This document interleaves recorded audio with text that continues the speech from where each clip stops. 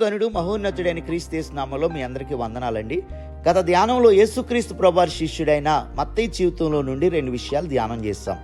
ఈరోజు కూడా మత్తయి జీవితంలో నుండి మరో 2 విషయాలు ధ్యానం చేద్దామండి. గత ధ్యానంలో మత్తయి తన స్నేహితుల్ని తన ఇంట్లో సమావేశపరిచి వారికి విందు చేసి వారందరికీ యేసుక్రీస్తు ప్రభువారి చేత సువార్త ప్రకటింపజేశాడని, అలాగే మత్తయి చాలా తగ్గింపు జీవితం కలిగిన వాడని ధ్యానం చేస్తాం. ఈరోజు మత్తయి జీవితంలో నుండి మరో 2 విషయాలు ధ్యానం చేద్దామండి. మొదటిగా మత్తయి యేసుక్రీస్తు ప్రభువారితో కూడా ఉండి యేసుక్రీస్తు ప్రభువారి జీవిత విషయాల్ని ఒక పుస్తకంగా గ్రంథస్థం చేశాడండి.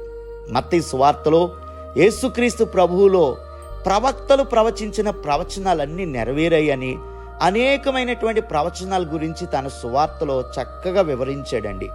ఈ సువార్తలో మత్తయి ప్రభు తనను పిలిచిన విషయం, ఒక్క పిలుపు విషయం తప్ప తన గురించి ఇంకా ఏమీ కూడా వ్రాయలేదండి.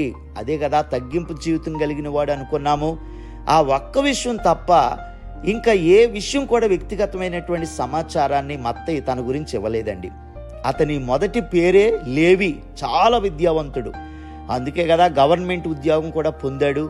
అయితే ప్రభు అతన్ని మత్తయి అని పిలిచాడు, అంటే పేరు మార్చి మత్తయిగా పిలిచాడు. మత్తయి అంటే దేవుని వరము అని అర్థం అన్నమాట. నిజంగా మత్తయి వ్రాసినటువంటి సువార్తను బట్టి మత్తయి ప్రపంచానికే ఒక వరము లాంటి వాడని అర్థమవుతుందండి. పేరుకు తగ్గట్టుగానే ఇతను క్రైస్తవ్యానికి ఒక వరం లాంటి శిష్యుడు అనమాట.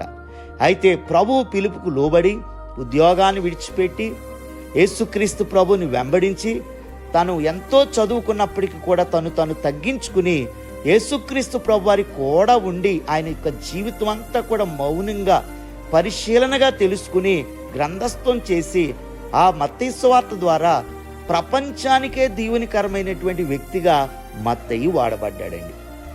మరి మనం కూడా మాటలు ఎక్కువ చెప్తా ఉంటారు చాలామంది. మాటలు కట్టి పెట్టాలండి. క్రియారూపకమైనటువంటి భక్తి, క్రియారూపకమైనటువంటి శిష్యరికం చేసి యేసుక్రీస్తు ప్రభువారి కొరకు గొప్ప కార్యాలు మనం తలపెట్టి దేవుని ఘనముగా ప్రకటించవలసినటువంటి వారంగా ఉంటూ ఉన్నాం. అలాగే రెండవదిగా మత్తయి కూడా యేసుక్రీస్తు ప్రభువారి కొరకు హతసాక్షిగా మారిపోయాడండి. మత్తయి చరిత్రలో చూస్తే 15 సంవత్సరాలు యూదుల మధ్యలో సేవ చేసి పర్షియా దేశంలో, ఇథియోపియా దేశంలో సేవ చేసి క్రీస్తు శకం 90వ సంవత్సరంలో రాళ్లతో కొట్టబడి శిరచ్ఛేదనం చేయబడి ప్రభు కొరకు సువార్త కొరకు హతసాక్షిగా మారిపోయాడండి. చూసారా, మత్తయి తన జీవితాన్ని పానార్పణంగా తన బ్రతుకును దేవుని కోసము జీవింపజేసుకుని చివరి శ్వాస వరకు కూడా ప్రభు కోసం జీవించి క్రీస్తు కొరకు సువార్త కొరకు హతసాక్షిగా మారిపోయాడండి. దేవునికి ఇష్టమైనటువంటి జీవితం ఇదే కదా. ప్రభు కోసం త్యాగపూర్వకమైనటువంటి సమర్పణ మనం కలిగి ఉండాలండి. సువార్త ప్రకటించాడు, తను తగ్గించుకున్నాడు.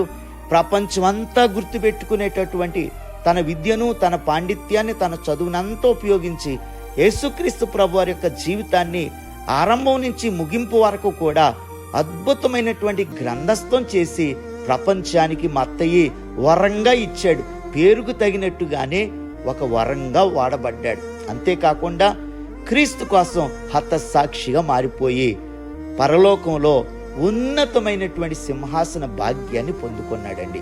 మరి మనం కూడా మత్తయి వలె ఒక అద్భుతమైనటువంటి శిష్యుడిగా, మనం ఎంత చదువుకున్న వాళ్ళమైనా, ఎంత పాండిత్యం కలిగినటువంటి వారమైనా దేవుని కోసం మన పాండిత్యాన్ని, మన వరాల్ని, మనకున్నటువంటి ఈవులన్నీ కూడా ఉపయోగించి క్రీస్తు కోసం మన ప్రాణాన్ని అర్పణ చేయటమే దేవునికి ఇష్టమైనటువంటి జీవితం అండి. కాబట్టి ఉన్న ఈ శాశ్వత జీవితాన్ని, బలాన్ని, జ్ఞానాన్ని, శక్తిని, మనకు దేవుడిచ్చిన ఈవులన్నింటినీ కూడా మత్తయి వలె ప్రభు సేవ కోసం అర్పణగా సమర్పించుకుందాం.